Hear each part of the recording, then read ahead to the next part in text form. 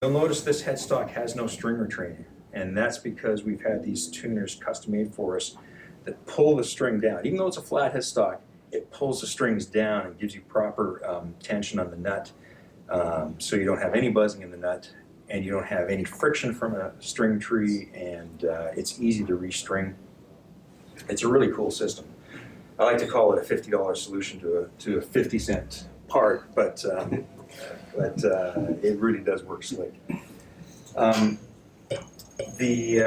So what is typical with our basses is we have a 4-position pickup selector. So on 2 pickup basses, you have the option of the bridge pickup, the option of both pickups in parallel, which gives you kind of a scoop tone. And then you have the option that you can't really get on any other bass, and that's 2 pickups in series, which gives you a mid-prominent tone. And then the last position would be the neck pickup by itself. So 4 positions. The one that seems to be the most popular is the series tone, and that's the one that's the hardest to get on any other instrument. That gives you that strong mid-range. And even though it's called bass, really the magic is in the mid-range. The mid-range is what allows you to sort of punch your way. The kick is down here, and then the low mids are here, and then the guitars are up here. So it allows you to punch your way through the mix and be heard without stepping on the guitars or stepping all over the drums. You want to fit in the mix, not on top of it. So Ryan's just going to demo the pickup positions one by one. I could probably start with the bridge. Okay.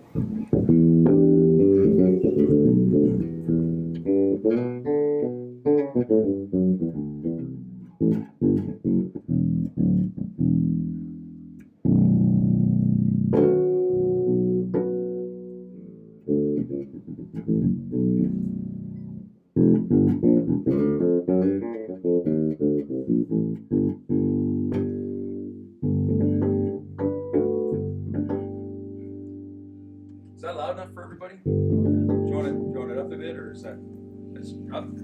There we go.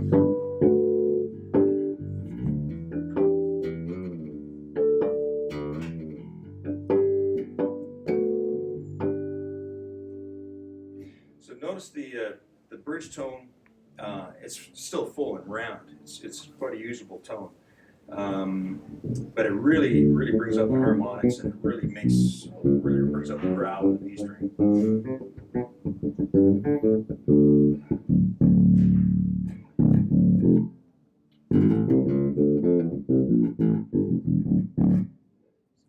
Really punchy. So the next position would be both pickups in parallel, and that's going to give you the more scoop tone. Yeah, get this loud.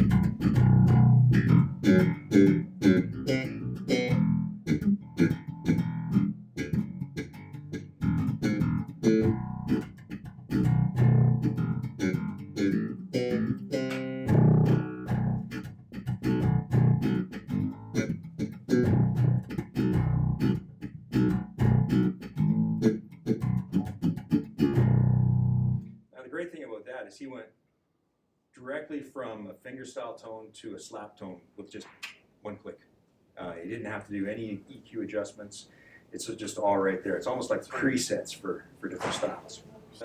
We've always, I don't know about you, but I've always been a P guy more than a J guy. And so in our pickup shells are 2 tiny little reverse positioned P coils, or split P. I just like the tone of the P better, so you'll notice that the neck pickup by itself has kind of a P character to it. For sure.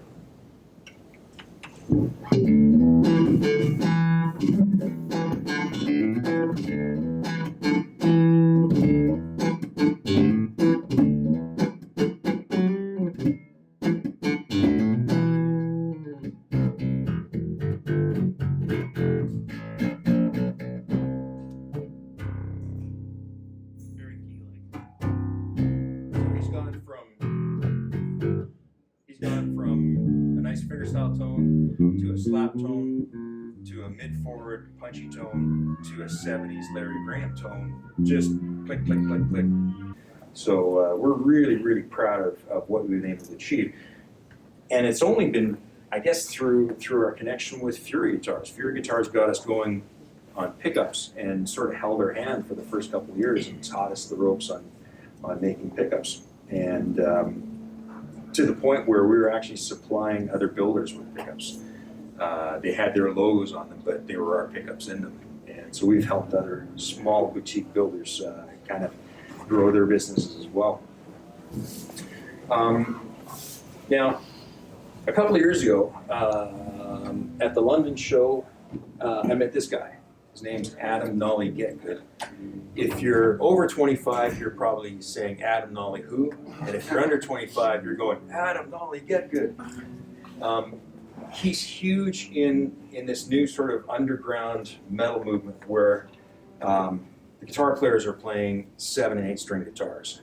And we didn't really know it at the time, but the 7 and 8 string guitar players have done us a huge favor. What they've done is, because they're tuning a fifth lower, they've pushed the frequency that the bass player can live in 1 string down. And so it's made it really hard for standard basses to compete. And it's made it really easy for our basses to compete in this new genre.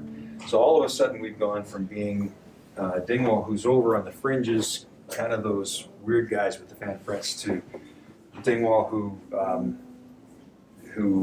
just works really, really well with this new sort of down-tuned style. And so we noticed right away, once Nollie started playing our instruments, we noticed there was this groundswell of talk going on, and we started looking into it and going, wow, this guy's a lot more popular than we thought. So after about a year, we talked to him and we came up with what's called the NG2. And this is far and away our #1 selling model.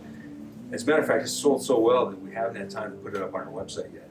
And it's already completely transformed the company. One of the cool things that I like about this is we're going for kind of a tuner car, hot rod look to it. And without having to put a steering wheel on it to pound the point across. It's supposed to look like a car. So I've always loved the sides of Mustangs and the sides of the Ferrari Testarossa, and they have those strakes for the air vents on them. And so I came up with the idea of doing that, but the actual idea of cutting through the pickguard was Ryan's. And so he was the guy that was responsible for that. Nollie had the same idea too, but Ryan thought of it, I think, a few minutes before Nollie did. And that's been sort of the defining feature of this instrument. It's been really, really popular. One of the other cool things about this bass is it's got a custom preamp. How many people have heard of Dark Glass? Some of the heavier guys. Dark Glass Electronics.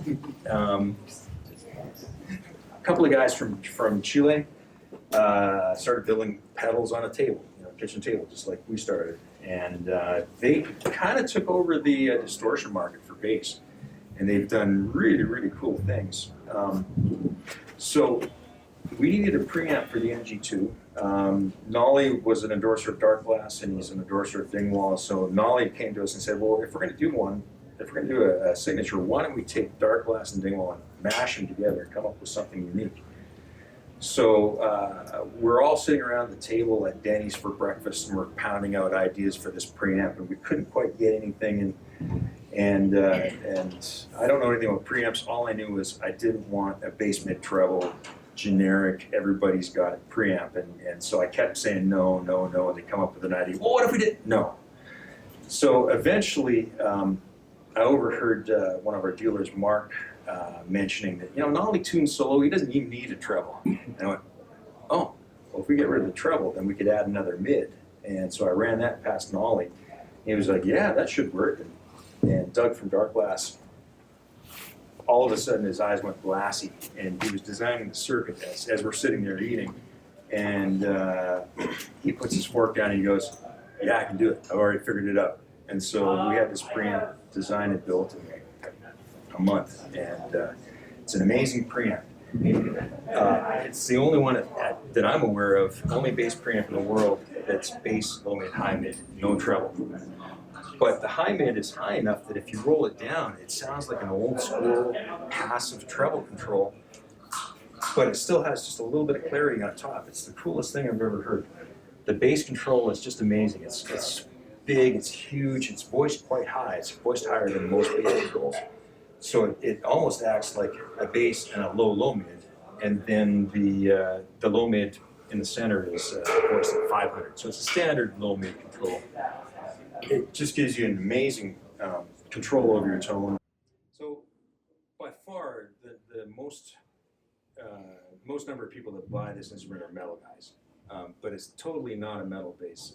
We have a customer in Vancouver, Lawrence Mollerup, and he would be more of a jazz guy, more of a symphony guy, and he bought an NG2 and loves it. Lawrence also makes his own basses, but bought one of ours because he liked it so much. The high mid control also, if you boost it, it's pretty nasty sounding, I gotta be honest. But the thing about nasty is you have living room tone and then you have live tone. In living room tone, you EQ it to sound really sweet, but then you take that same tone live and all of a sudden, where'd my bass go? You can't hear anything. So you readjust your tone so that it cuts live, and if you solo yourself, it sounds pretty nasty. So that upper mid control, if you start punching that up, especially if you've got to compete against a wall of Marshalls, it's just like a saw that cuts those Marshalls in half and spreads them apart and says, out of my way, I'm coming through.